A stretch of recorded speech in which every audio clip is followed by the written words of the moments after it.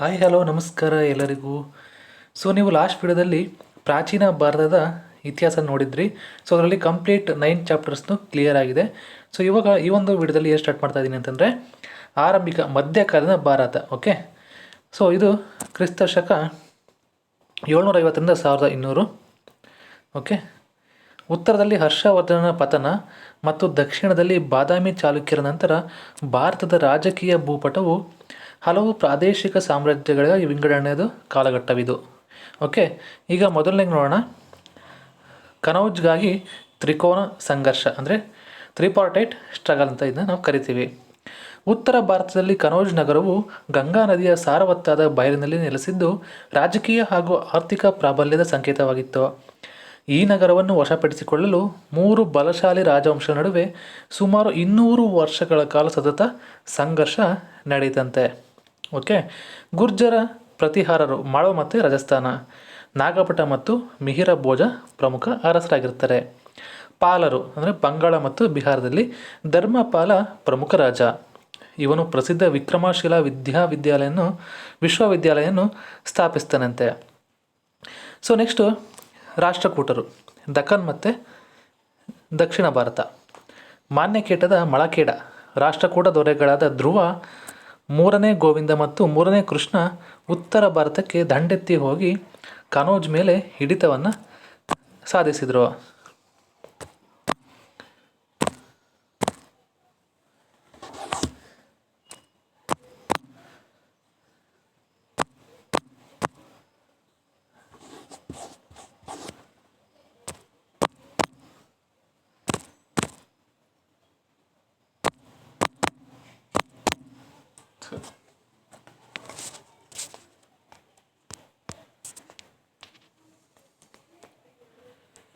Next ನೋಡೋಣ ಅದಕ್ಕೆ ಪರಿಣಾಮ ಏನಾಯಿತು.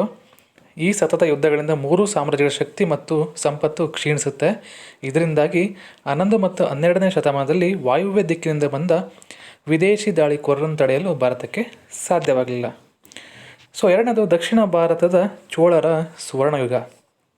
ಇದೇ ಸಮಯದಲ್ಲಿ ದಕ್ಷಿಣ ಭಾರತದಲ್ಲಿ ತಂಜಾವೂರು ಕೇಂದ್ರವಾಗಿಸಿಕೊಂಡು ಚೋಳರು ಬೃಹತ್ ಸಾಮ್ರಾಜ್ಯವನ್ನು ಕಟ್ತಾರೆ. ವಿಜಯಾಲಯ ಚೋಳ ಸಾಮ್ರಾಜ್ಯದ ಪುನರುತ್ಥಾನಕ್ಕೆ ಅಡಿಪಾಯವನ್ನು ಹಾಕ್ತಾನೆ. ಪ್ರಮುಖ ಅರಸರು ಮತ್ತು ಅವರ ಸಾಧನೆಗಳನ್ನು ನೋಡೋಣ. ರಾಜ ಚೋಳ 985ರಿಂದ 1014 ಉತ್ತರ ಶ್ರೀಲಂಕಾವನ್ನು ವಶಪಡಿಸಿಕೊಳ್ತಾರೆ. ಬಲವಾದ ನೌಕಾಪಡೆ ನೇವಿಯನ್ನು ನಿರ್ಮಿಸ್ತಾನೆ. ಕ್ರಿಸ್ತಶಕ 1010ರಲ್ಲಿ ತಂಜಾವೂರಿನಲ್ಲಿ ವಿಶ್ವಪ್ರಸಿದ್ಧ ಬೃಹದೇಶ್ವರ ದೇವಾಲಯವನ್ನು ರಾಜರಾಜೇಶ್ವರ ದೇವಾಲಯವನ್ನು ನಿರ್ಮಿಸ್ತಾರೆ. ನೆಕ್ಸ್ಟ್ ರಾಜೇಂದ್ರ ಚೋಳ ಅಂತ 1014ರಿಂದ 1044 ತಂದೆಗಿಂತ ಒಂದು ಹೆಜ್ಜೆ ಮುಂದೆ ಹೋಗಿ ಇಡೀ ಶ್ರೀಲಂಕಾವನ್ನೇ ಜಯಿಸ್ತಾರೆ. ಗಂಗಾ ನದಿ ತೀರದವರೆಗೂ ದಂಡಯಾತ್ರೆ ನಡೆಸಿ ಪಾಲರನ್ನು ಸೋಲಿಸಿ ಗಂಗೆಯನ್ನು ಗೆದ್ದವನು ಎಂಬ ಬಿರುದನ್ನು ಪಡಿತಾನೆ. ಯಾವುದು? ಗಂಗೈಕೊಂಡ. ಮಲೇಷಿಯಾ ಮತ್ತು ಇಂಡೋನೇಷ್ಯಾದಲ್ಲಿದ್ದ ಶ್ರೀವಿಜಯ ಸಾಮ್ರಾಜ್ಯದ ಮೇಲೆ ಬೃಹತ್ ನೌಕಾ ದಾಳಿ ನಡೆಸಿ ವ್ಯಾಪಾರ ಮಾರ್ಗಗಳನ್ನು ವಶಪಡಿಸ್ಕೊಡ್ತಾರೆ. ಯಾರು? ರಾಜೇಂದ್ರ ಚೋಳ. ನೋಡ್ತಾ ಇರ್ಬೋದು ತಂಜಾವೂರಿನ ಬೃಹದೇಶ್ವರ ದೇವಾಲಯ ಈ ಥರ ಇದೆ. ಇದರ ವಿಶೇಷತೆ ಸ್ಥಳೀಯ ಆಡಳಿತ ಪ್ರಕಾರ ಚೋಳರ ಕಾಲದ ಉತ್ತರ ಮೇರೂರು ಶಾಸನವು ಅವರ ಅತ್ಯುತ್ತಮ ಗ್ರಾಮ ಸ್ವರಾಜ್ಯ ಹಾಗೂ ಪ್ರಜಾಸತ್ತಾತ್ಮಕ ಮಾದರಿಯ ಚುನಾವಣೆ ಕುಡೈವಲೆ ಪದ್ಧತಿಯ ವ್ಯವಸ್ಥೆಯನ್ನು ವಿವರವಾಗಿ ತಿಳಿಸುತ್ತಂತೆ. ಎಲ್ಲಿ? ಓಕೆ, ತಂಜಾವೂರಿನ ಬೃಹದೇಶ್ವರ ದೇವಾಲಯದಲ್ಲಿ. ನೆಕ್ಸ್ಟ್ ನೋಡೋಣ ತುರ್ಕರ ಮತ್ತು ಅರಬ್ಬರ ಆಕ್ರಮಣ ಹೇಗಿತ್ತು ಅಂತ.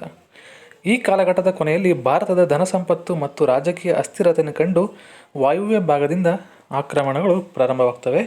ಅದರಲ್ಲಿ ಮೊದಲನೇದು ಅರಬ್ಬರ ಸಿಂಧ್ ವಿಜಯ 712ರಲ್ಲಿ.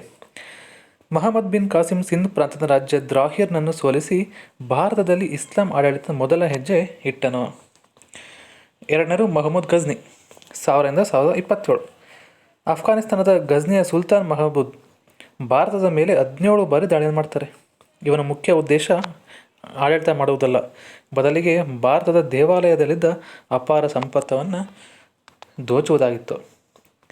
1025 ಗುಜರಾತ್ನ ಪ್ರಸಿದ್ಧ ಸೋಮನಾಥ ದೇವಾಲಯದ ಮೇಲೆ ದಾಳಿ ಮಾಡಿ ಅಪಾರ ಸಂಪತ್ತನ್ನು ಸೂರೆಗೊಂಡನು. ಇವನ ಜೊತೆ ಬಂದ ಪ್ರಸಿದ್ಧ ಅರೇಬಿಕ್ ವಿದ್ವಾಂಸ ಅಲ್-ಬೆರೂನಿ ಭಾರತದ ಬಗ್ಗೆ ಕಿತಾಬ್ ಉಲ್ ಹಿಂದ್ ಎಂಬ ಶ್ರೇಷ್ಠ ಗ್ರಂಥವನ್ನು ಬರೀತಾರೆ. ನೆಕ್ಸ್ಟ್ ನೋಡೋಣ ಮಹಮ್ಮದ್ ಗೋರಿ ಮತ್ತು ತರೇನ್ ಯುದ್ಧಗಳ ಬಗ್ಗೆ. ಗಜ್ನಿಗಿಂತ ಭಿನ್ನವಾಗಿ ಮಹಮ್ಮದ್ ಗೋರಿಗೆ ಭಾರತದಲ್ಲಿ ಸಾಮ್ರಾಜ್ಯ ಸ್ಥಾಪಿಸುವ ಆಸೆ ಇತ್ತಂತೆ. ದೆಹಲಿ ಮತ್ತು ಅಜ್ಮೀರ್ನ ಚೌಹಾಣ್ ದೊರೆ ಪೃಥ್ವಿರಾಜ್ ಚೌಹಾಣ್ ಇವನಿಗೆ ಪ್ರಬಲ ಎದುರಾಳಿಯಾಗಿದ್ದನು. ಪ್ರಥಮ ತರೈನ್ ಯುದ್ಧ ಯಾವಾಗಾಯಿತು?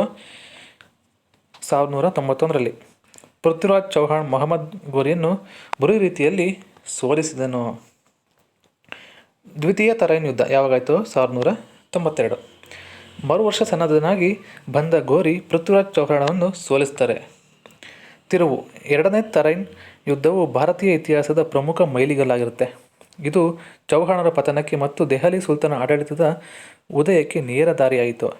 ಘೋರಿಯ ದಂಡನಾಯಕ ಕುತ್ಬುದ್ದೀನ್ ಐಬಕ್ ಭಾರತದಲ್ಲಿ ಸುಲ್ತಾನ್ ಆಡಳಿತವನ್ನು ಮುನ್ನಡೆಸ್ತಾರೆ. ಸೊ ಸ್ನೇಹಿತರೆ, ಇಷ್ಟು ಈ ಒಂದು ವಿಡಿಯೋದಲ್ಲಿ ಮಧ್ಯಕಾಲೀನ ಭಾರತದ ಬಗ್ಗೆ ಮೊದಲನೇ ಚಾಪ್ಟರ್ ಇಲ್ಲಿ ನಾನು ಮುಗಿಸಿದ್ದೀನಿ. ಈ ವಿಡಿಯೋ ನಿಮಗೆ ಎಲ್ಲ ಇಷ್ಟ ಇದೆ ಅಂದ್ಕೋತೀನಿ. ಇಷ್ಟ ಆಗಿದ್ದರೆ ಲೈಕ್, ಶೇರ್, ಕಮೆಂಟ್ ಮಾಡಿ. ಹಾಗೂ ಯಾರೆಲ್ಲ ಒಂದು ಕಾಂಪಿಟೇಟಿವ್ ಎಕ್ಸಾಮಿನೇಷನ್ಗೆ ಪ್ರಿಪೇರ್ ಆಗ್ತಿರೋ ಅವರಿಗೆ ಶೇರ್ ಕೂಡ ಮಾಡಿ ಅಂತ ಹೇಳ್ತಾ ಈ ಒಂದು ವಿಡಿಯೋನ ಇಲ್ಲಿಗೆ ಮುಗಿಸ್ತೇನೆ ಸ್ನೇಹಿತರೆ. ಧನ್ಯವಾದಗಳು.